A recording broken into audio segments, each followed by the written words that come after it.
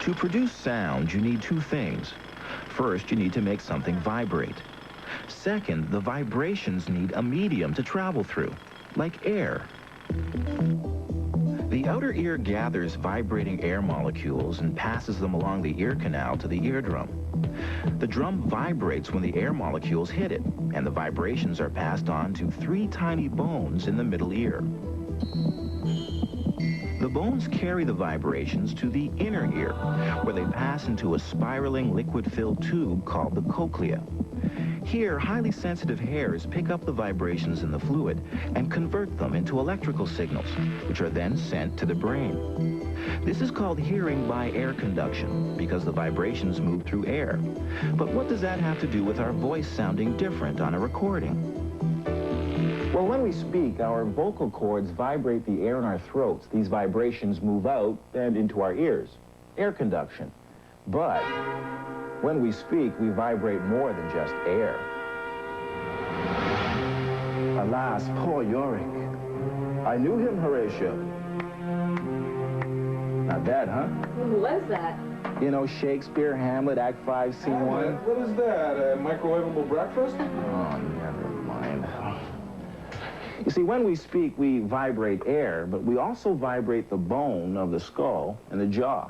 You remember the cochlea, that sac filled with fluid that sits in the inner ear that translates the vibrations into signals that go to the brain? Well, it sits within the skull. So when the skull vibrates, it pushes on the cochlea, which moves the fluid inside it so that you interpret these bone-transmitted vibrations as sound. This is called hearing by bone conduction. You can hear for yourself. Just plug your ears and speak. Now, notice how your voice sounds Deeper and more resonant. well, that's your skull vibrating. You're hearing your voice through bone conduction.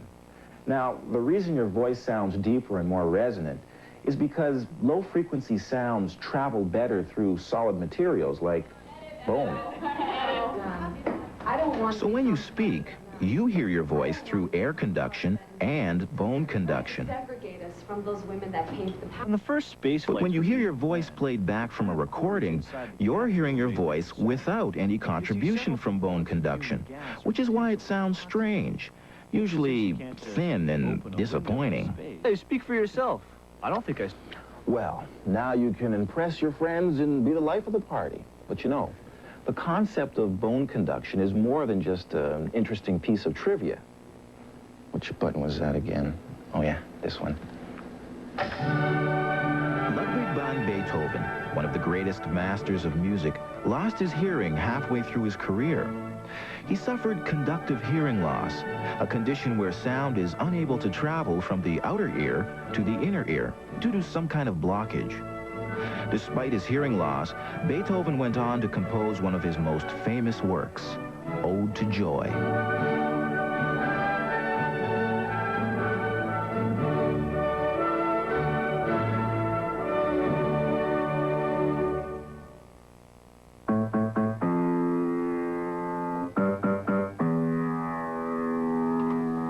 So how could someone who's deaf compose a symphony?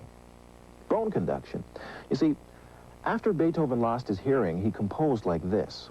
He took a wooden stick, put one end in his teeth, and the other end on the piano strings. So when he played a note, the vibration moved from the string, through his stick, through his teeth, through his skull, to his inner ear. And voila, symphony by bone conduction. Now, today we use a similar technique to help people with conductive hearing loss. Of course, it's a little more sophisticated. This is a bone conduction hearing aid. Now, the unit sits back here on a bone called the mastoid process, which is part of the skull. Back here, sound is captured through a tiny microphone, is then amplified in this unit. Signal is sent along this wire to the unit behind the ear, which vibrates. And that vibrates that mastoid process, and the vibrations reach the inner ear. Now, can I see that back, please? Okay.